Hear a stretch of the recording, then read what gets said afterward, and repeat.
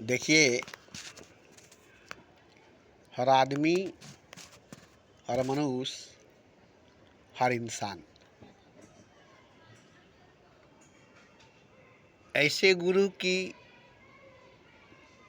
ऐसे मुर्शिद की, ऐसे उस्ताद की खोज में दर बदर भटक रहा है, तलाश में इधर उधर भटक रहा है,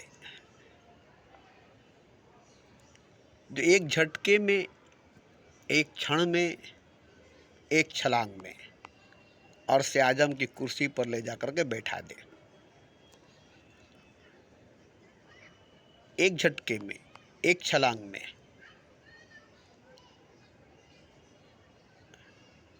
अर्श आजम के कुर्सी पर ले जाकर के बैठा दे।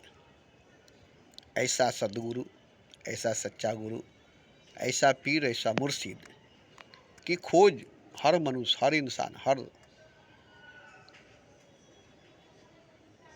आदमी की है। मैं भी ऐसे ही गुरु की खोज में था, ऐसे ही मुर्शिद की खोज में था, ऐसे ही उस्ताद की तलाश में था। तो एक झटके में, एक छलांग में 16 तपक पार करके अर्श आजम पर बैठा दे और मुझे खुदा बना दे और पूरी कायनात पर राज करूं। ये मेरी अपनी खुद की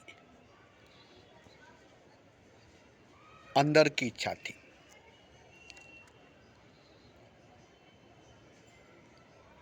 छोटे मोटे गुरुओं से, फुटपाती गुरुओं से, सड़क छाप गुरुओं से क्या होगा? ये क्या कर देंगे?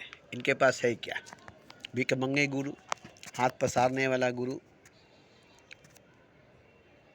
मांग कर खाने वाला गुरु, लेने वाला गुरु।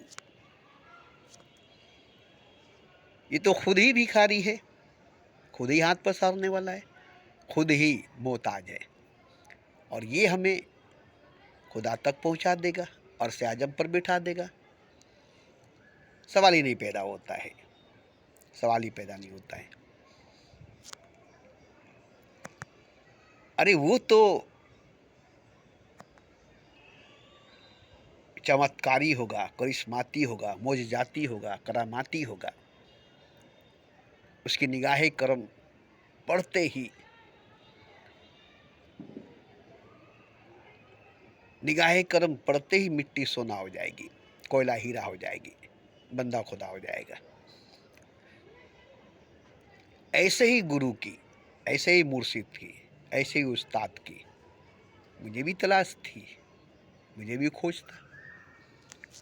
मज़ारों पर गया, तीर्थगाहों पर गया, मंदिरों में गया, मसाजिदों में गया, सत्संगों में गया, दिग्गज गुरु, ब्रांडेड गुरुओं के संगत में, सत्संग में जाकर बैठा। अवधेशानंद, हिंदुस्तान के बड़े दिग्गज गुरु, सुधांशु जी महाराज, सतपाल जी, आनंद मूर्ति, इन सबके सत्संग में मैं जाकर बैठा। 5 लाख की मजमा में, बड़े पिंडाल में, मोहन बगान ग्राउंड में, धर्मतला ग्राउंड में, टाटा सेंटर के बगल में, दिसंबर के महीना में, नए साल की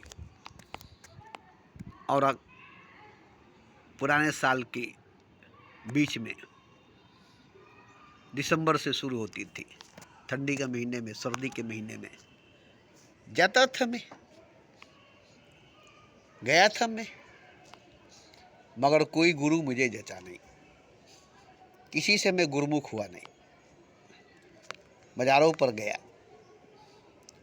कोई मज़ार जचा नहीं, किसी मज़ार का मैं मुरीद हुआ नहीं। बहुत भटका, बहुत भटका,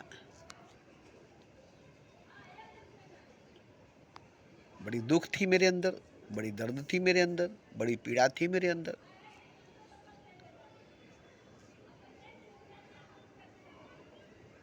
मगर कोई भी नहीं मिला। तब हम किताबें पढ़नी शुरू कर दी, महापुरुषों की, कबीर की, नानक की, मोहम्मद की, बुद्ध की, महावीर की, अल्लामा इकबाल की, उर्दू में, हिंदी में, बांग्ला में, इंग्लिश में, जो मिल जाती थी मैगजीन, पासबान, कई तरह की किताबें थी जो खरीद कर भी लाते थे और कुछ लोग भी दे दिया करते थे। सतपाल जी के एक महीने वाली किताब, बाल योगेश्वर जी महाराज की भगत थे हमारे अगल बगल में, आस पड़ोस में, वो लोग किताबें ला कर देते थे, पढ़िए, गुरु महाराज की किताब है। मगर सब पढ़ कर के सर में दर्द हो जाती थी, समझ में नहीं आती थी इन लोगों की बातें, हृदय की बात, हृदय से जुड़ने की बात। हृदय है क्या मैं जानता ही नहीं, हृदय है क्या मैं जानता ही नहीं। मैं तो शरीर से, बुद्धि से अपने आप को जानता था, जिस्म से, दिमाग से अपने आप को जानता था। बस दो ही चीज़ की जानकारी थी, एक दिमाग, एक जिस्म। दिल की भी जानकारी नहीं थी, हृदय की भी जानकारी नहीं थी, ज़मीर की, आत्मा की। सुनी थी बात, ज़मीर होती है इंसान के अंदर, ईमान होती है इंसान के अंदर, दिल होता है इंसान के अंदर, रूह होती है इंसान के अंदर, और खुदा भी होता है इंसान के अंदर। मगर कहाँ, कहीं कोई एहसास नहीं मेरे अंदर दिल की, दिल के धड़कनों की, दिल की धड़कने की जरा भी एहसास नहीं। सांस चल रही है जानता हूँ, कहाँ से आ रही है, कहाँ जा रही है, क्यों आ रही है, क्यों जा रही है, ये सब मैं नहीं जानता था। खाना खाता था, भूख लगी खा लिया, पानी प्यास लगी पी लिया, और खूब पैदल चलता था। कड़ी धूप में, जून मई के महीने में, पैदल 4 घंटा 6 घंटा, और खुली जगह में, विक्टोरिया के मैदान में, बड़े बड़े पार्क में, बी गार्डन में, और अच्छे मंदिर में, या नहीं तो दरिया के किनारे, जहाँ खुला जगह है, खुले आकाश में, खुले जगह पर, सबसे किनारे, मेरे आसपास कोई नहीं रहे, किसी का हवा छू कर मेरे पास नहीं आए, क्योंकि इसके पसीने की बदबू मुझे बर्दाश्त नहीं होगी। इसलिए मैं सबसे आगे बैठता था, और सबसे किनारे बैठता था, और दरिया के किनारे बैठता था। उघारे निघारे, एक जंघिया पहन करके, नंगे धड़ंगे, एक लंगोटा पहन करके, बदन पर कपड़ा नहीं, जिस्म पर कपड़ा नहीं, और खूब हवा खाता था, खूब हवा खाता था, दरियाई हवा। तूफान आती थी, मैदान चले जाते थे, दरिया किनारे चले जाते थे, खूब अच्छी लगती थी। बारिश में बाहर निकल कर बहुत अच्छी लगती थी। तो खुले आकाश के नीचे, खुले मैदान में मैं ज़्यादातर रहा करता था। अगर लेट गया तो आसमान देखता था, बादलों को देखता था, चांद तारों को देखता था, और अगर इससे फुर्सत मिली तो सिनेमा जाकर फिल्म देखता था। ये मेरी ज़िंदगी की सच्चाई, मेरी ज़िंदगी की हकीकत थी। मगर जब 21 साल की उम्र हुई, नौजवानी का पहला कदम रखा, तो ज़िंदगी में भूचाल आ गई, जीवन में तूफान आ गया, इनकलाब आ गई, क़यामत आ गया, मौत आ गई। अरे अभी तो हम बचपन गुजारे, जवानी तो शुरू हुई थी। जवानी का पहला कदम, मौत आकर खड़ी हो गई, मृत्यु आकर खड़ी हो गई। ये क्या, बचपन से आज तक मौत का नामो निशान कहीं नहीं थी। आज़ादी से जिया, गरीब था, कोई पैसा वाला नहीं था, रुखी सूखी दाल रोटी, चोखा भात, चटनी रोटी खा लेते थे, उसी में मस्त थे, मस्त उसी में थे।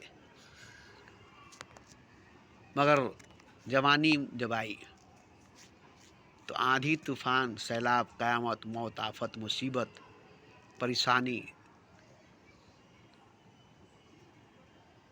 कोई बीमारी नहीं, कोई बीमारी नहीं, दर्द, दुख, मुसीबत, और ये सब लेकर आई मेरे कहने से। मैंने खुद मांगा। मेरे अंदर बैठा मेरा ही दुश्मन था, जबकि वो दुश्मन नहीं था। उसी ने मुझे, और उसी की मांग थी, मेरे अंदर की मांग थी। मेरे अंदर से ये मांग उठी कि दुनिया के सारे दुख दर्द तकलीफ बेचैनी परेशानी कांटे, सभी के रास्ते के कांटे, सभी की ज़िंदगी का दुख दर्द तकलीफ मुसीबतें बेचैनी परेशानियाँ गम, पूरी जहाँ की, पूरी कायनात की हर मखलूक़ात, हर प्राणी, हर जीव की हिस्से की दुख दर्द तकलीफ मुसीबत बेचैनी परेशानी मेरे नाम कर दो, और मेरे हिस्से की खुशी सुख शांति अमन चैन दौलत खजाना सब पूरे कायनात के नाम कर दो। ये एक तरह का पागलपन था। नहीं जानता था कि इससे कितना बड़ा नुकसान होगा, मगर क्या थी मेरे अंदर उस वक्त कि ऐसी बात मेरे दिल से निकल गई, मेरी रूह के गहराई से निकल गई, और ये कबूल हो गया। खुदा ने इस बात को कबूल कर लिया। मिल गया मुर्गा, बलि का बकरा मिल गया। ऐसे ही बकरे को खोजता था, ऐसे ही मुर्गे को तलाश करता था, और उसको मिल गया। बोला अच्छा बेटा ठीक है, पकड़ में आए हो, लो अब छीन लिया मेरे सारी ज़िंदगी की खुशियाँ, सारा सुख चैन नींद तक छीन लिया, और दे दिया पूरी दुनिया की बेचैनी परेशानी दुख दर्द मुसीबत कांटे कीचड़ पत्थर कूड़े करकट सब एक साथ, मौत क़यामत आफत मुसीबत एकदम बड़ी तेज रफ्तार में मुझ पर बरसने लगी, क़यामत बरपा होने लगी। 21 साल का नौजवान था मैं। अब इसकी वजह से मेरे अंदर की जो डिफेंस पावर थी, लड़ने की ताकत थी, वो जाग गई। मेरे भीतर की बाहर की नहीं, मेरे अंदर की बाहर की नहीं, वरना नहीं जागती, वरना नहीं जागती। अब वो जब जाग गई तो मैं एक बहुत अजीम ताकतवर इंसान अपने आप को पाया, बड़ी पावरफुल इंसान अपने आप को पाया। इतनी ताकत कि मैं अगर चाहूँ तो नींबू की तरह पूरे कायनात को मसल लूँ। ये सुनकर आपको मजाक लगेगा, हालांकि एक चूंटी को मैं मसल नहीं सकता, मगर पूरी कायनात को नींबू की तरह अंगूर की तरह मसल कर पूरी कायनात को ख़त्म कर सकता हूँ। इतनी ताकत का मालिक, इतनी पावर का मालिक मैं हो चुका था। मेरे अंदर की सारी शक्ति जाग गई, सारी ताकत जाग गई, सारी ऊर्जा जाग गई। मैं कभी सपने में भी नहीं सोच सकता था, ख्वाब में भी नहीं। क्या बचपन में कोई सोचेगा? बचपना खेल कूद में और क्या सोचेगा? बच्चे कभी सोच सकते हैं? बचपन में कभी सोच सकते हैं? खेल कूद के आगे कुछ भी बच्चों को नहीं चाहिए, खिलौने के आगे कुछ भी बच्चों को नहीं चाहिए। ऐसे ही मैं भी बच्चा था, मेरी भी बचपना थी, और ऐसे सभी बच्चे थे वैसे मैं भी बच्चा था। जैसे सभी बच्चे शरारती थे वैसे मैं भी बचपन में शरारत करता था। लेकिन एक चीज़ थी, कभी झगड़ा नहीं किया किसी से, ये बात थी। कभी किसी से गाली गलौज नहीं किया, कभी किसी के ऊपर थप्पड़ नहीं मारा, ईंटा नहीं मारा, कभी कोई नशा, कभी कोई गलत काम नहीं किया। ये हमारी बचपन की रिकॉर्ड थी। कभी किसी से एक पैसा उधार नहीं लिया, जो बाप माँ देते थे उसी से हम अपना जीवन जी लेते थे। तो खैर वो तो गुजर गई, वो तो चली गई। अब जो सामने आ गई जवानी, और इसमें हमारे अंदर की जो मांग थी, कायनात को तो ऐसे ही इंसान की ज़रूरत थी, खुदा को ऐसे ही बंदे की ज़रूरत थी, मिल गया मुर्गा, मिल गया बकरा, कर दो हलाल, और कर दिया हलाल।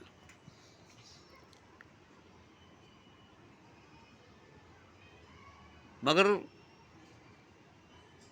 मेरे अंदर, मेरे भीतर जो ताकत सोई थी, वो जाग गई अचानक। वो जाग गई अचानक, जिसकी कभी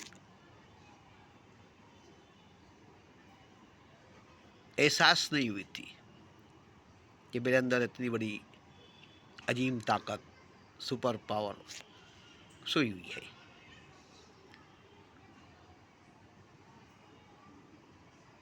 तो वो मेरे अंदर की शक्ति, मेरे अंदर की पावर, मेरे अंदर की ताकत जब जागी, तो वही डिफेंस की। मैं तो बस देखता था, डरता भी था, डर लगता भी था, मगर मैं सिर्फ देखता था। अंदर की ताकत, अंदर की शक्ति, जो बाहर से मौत, क़यामत, मुसीबत, आफत, दुख दर्द, तकलीफ, आंधी तूफान की तरह, सैलाब की तरह आ रही थी, उसका सामना किया।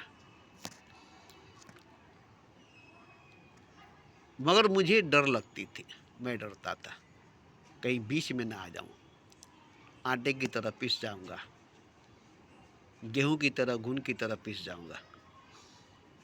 मगर मैं साइड में था, देखता था। अब इस तरह से गुजरी जिंदगी पूरा 50 साल तक। एक सा जिंदगी, जरा सा कम, जरा सा बेसी नहीं, एक सा 50 साल की उम्र तक। जो मैंने देखा अपनी जिंदगी को, अपने जीवन को, कांप जाती है रूह मेरी। दोबारा देखने की हिम्मत नहीं होती। इतनी भयानक रूप जिंदगी ने दिखाया था, इतना खतरनाक रूप जिंदगी ने दिखाया था। ठीक है, ऐसे ही जैसे अर्जुन के सामने विराट रूप लेकर अर्जुन ने देखा कृष्ण के विराट रूप को, उस पर क्या गुजरी, ऐसे ही जिंदगी, जीवन का सारा रूप, सारा रंग, सारा अंग ढंग एक साथ उखड़ कर सामने आ गई। उसमें बड़े बड़े महापुरुषों की, बुद्ध पुरुषों की आत्माएं और रूहें, कबीर की, नानक की, मोहम्मद की, बुद्ध की, महावीर की, मरियम की, मीरा की, दुर्गा की, काली की, ये सब देवी देवताओं की आत्माएं, रूहें मेरे साथ जुड़ गई। ये सच्चाई है, हकीकत है। मेरे पूरे बॉडी में, पूरे जिस्म में, मेरे अंग अंग में समा गए। सबसे ज़्यादा हमारा जिस्म कभी झूठ नहीं बोल सकता। सभी देवी देवता हमारे शरीर को पकड़े, धारण किए, एक रोआं खड़ी हो जाती थी। बस इतना ही होता था कि रोंगटे खड़े हो जाते थे जब वो शरीर को धारण करते थे, जिस्म को, बॉडी को धारण करते थे। मगर हजरत अली हमारे बॉडी में जब उतरे, समाए, तो मैं बाप बाप करके चिल्लाने लगा, जैसे पूरा मेरा बदन ककड़ी की तरह फट जाएगी। 40 इंची कलाई का आदमी 16 इंची कलाई में कैसे आएगा। एकदम समा गए। उस वक्त मैं बाप बाप करके चीखा, चिल्लाया, अरे बाप। मगर समा गए, बॉडी उसको एक्सेप्ट कर लिया। और जब वो जाहिर हुए मेरे जिस्म के अंदर, मेरे बॉडी के अंदर, तो मैंने देखा इतना बड़ा, लंबा चौड़ा, कलाई, छाती, कितना बड़ा किसी भी राक्षस को मैंने नहीं देखा, किसी भी देवताओं को नहीं देखा।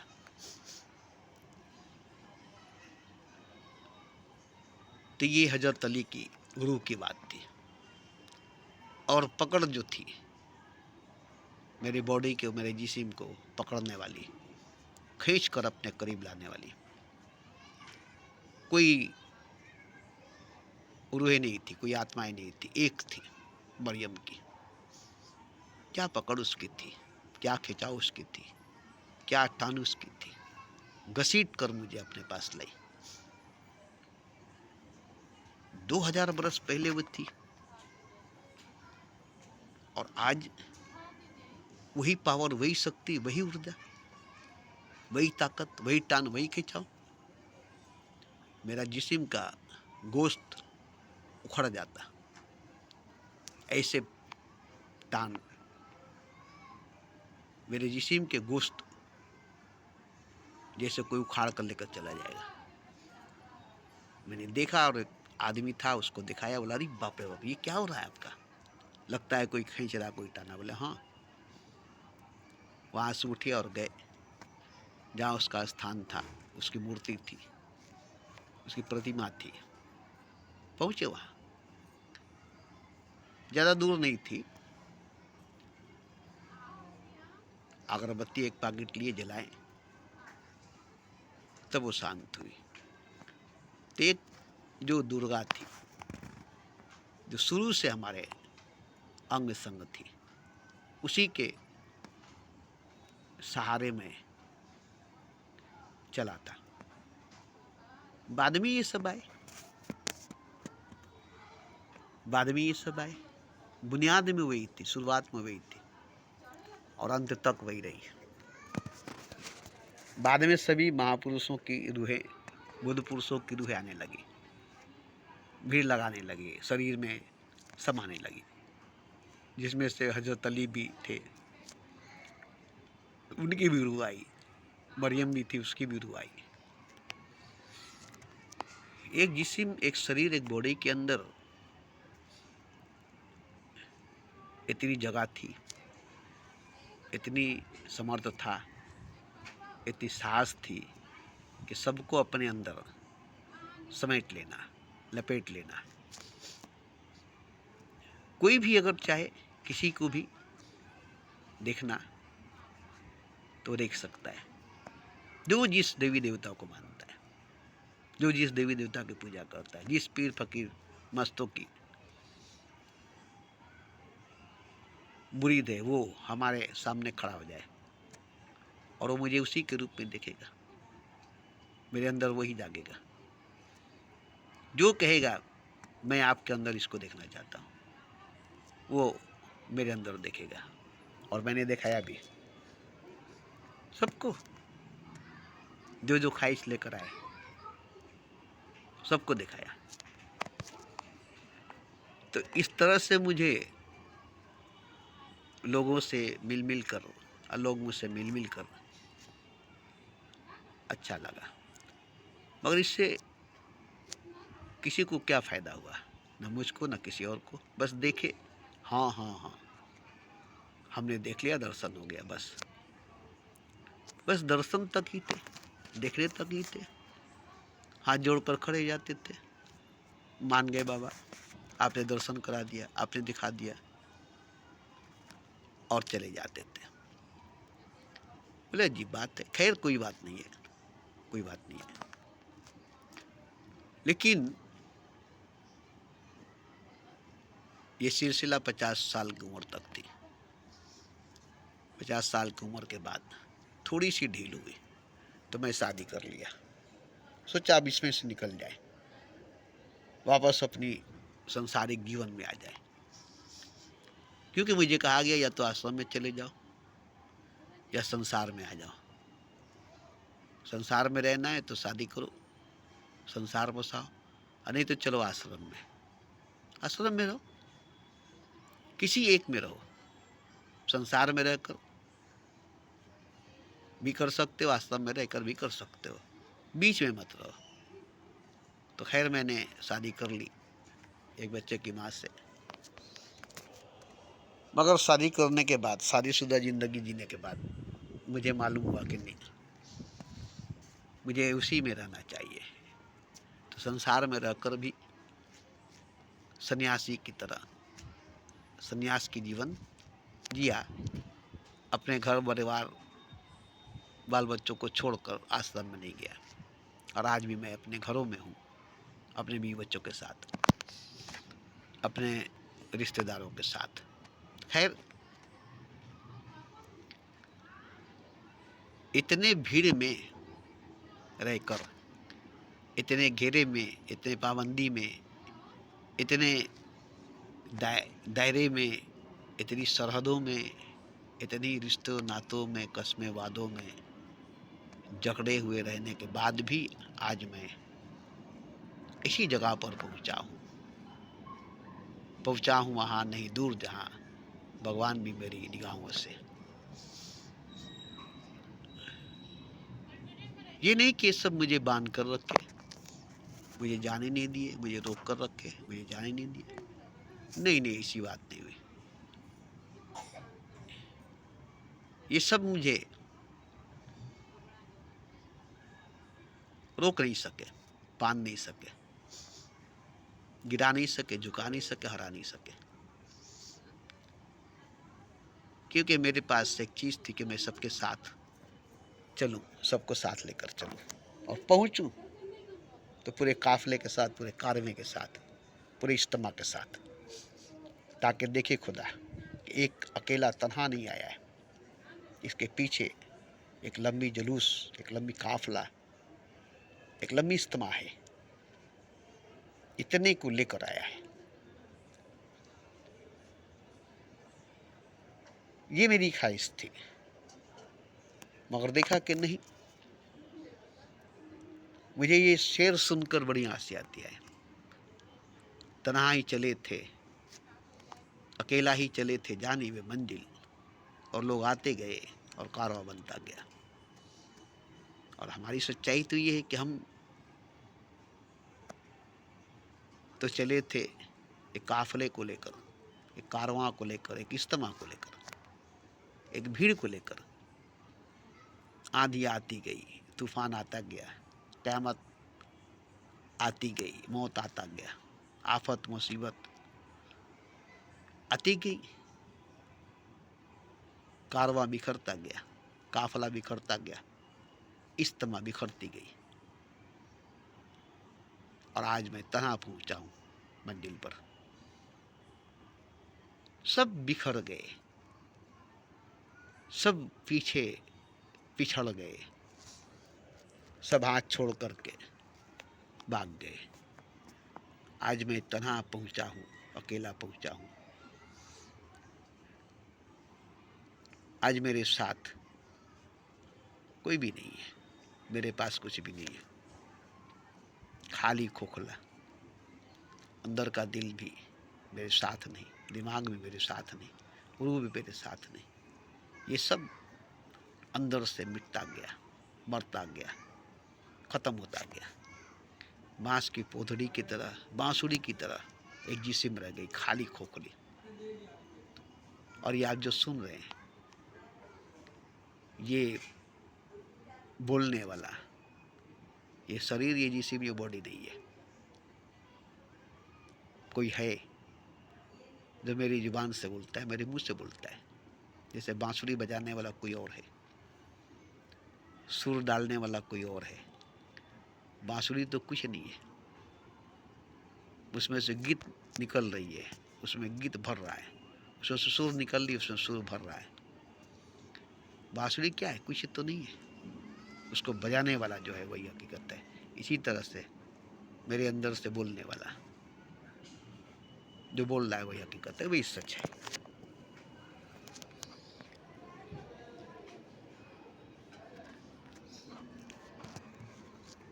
अब उसको बोलना है, वो बोलता है, और हम अपना जुबान दे देते हैं, उसका साथ हो लेते हैं, उसका साथ दे देते हैं, और खुल कर मेरी जुबान से बोलता है। जैसे बांसुरी को कृष्ण ने बजाया, ऐसे ही मुझे बजाने वाला बजाता है। इसमें से गीत निकलते हैं, नगमे निकलते हैं, बात निकलते हैं, और पूरी दुनिया को सुनाने की कोशिश करता है। खैर, रोज नया फूल खिलती है, नई खुशबू निकलती है, रोज नया फूल खिलती है, रोज नई खुशबू निकलती है। मेरे अंदर एक फूल खिली है, मेरे भीतर एक फूल खिली है, जो जब खिलती है तो खुशबू निकलती है।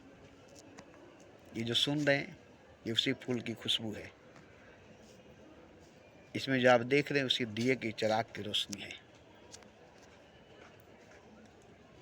एक दिया रोज जलता है और रोशनी से भर देता है। एक फूल रोज खिलती है और खुशबू से भर देती है। एक बांसुरी को रोज उठाता है और बजाकर गीत सुनाकर फिर छोड़ देता है। ये जो आप सुन रहे हैं, ये उसी की खुशबू है, उसी की रोशनी है, उसी के गीत है।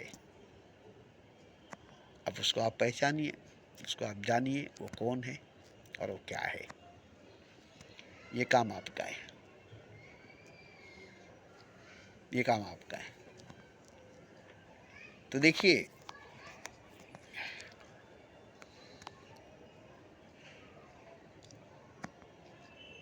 ये मेरी अपनी निजी बात नहीं है, ये किसी ग्रंथ शास्त्र वेद उपनिषद की बात नहीं है।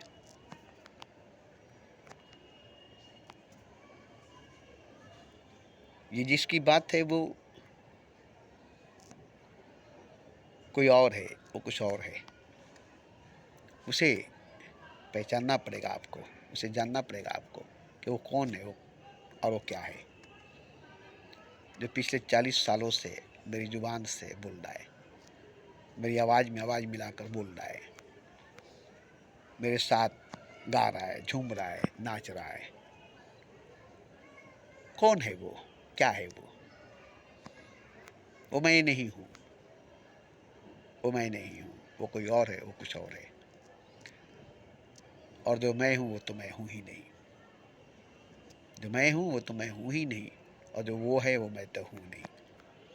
फिर वो कौन है जो मेरे अंदर से बोलता है, मेरे अंदर से गाता है, मेरे अंदर झूमता, मेरे अंदर नाचता है, जो मुझे गाने पर मजबूर करता है, बोलने पर मजबूर करता है, झूमने पर मजबूर करता है, नाचने पर मजबूर करता है, चलने फिरने पर मजबूर करता है, भटकने पर मजबूर करता है। जहाँ चाहता है वहाँ ले जाता है, जब चाहता है मेरा इस्तेमाल करता है, मेरा प्रयोग करता है, और मैं उसके इस्तेमाल में, उसके प्रयोग में, उसके हाथ में एक बांसुरी की भांति बजता रहता हूँ। आपको पहचानना है कि वो कौन है, वो क्या है। उसकी आवाज़ सुनकर, उसकी बात सुनकर, उसकी महक, उसकी खुशबू, उसकी रोशनी देखकर।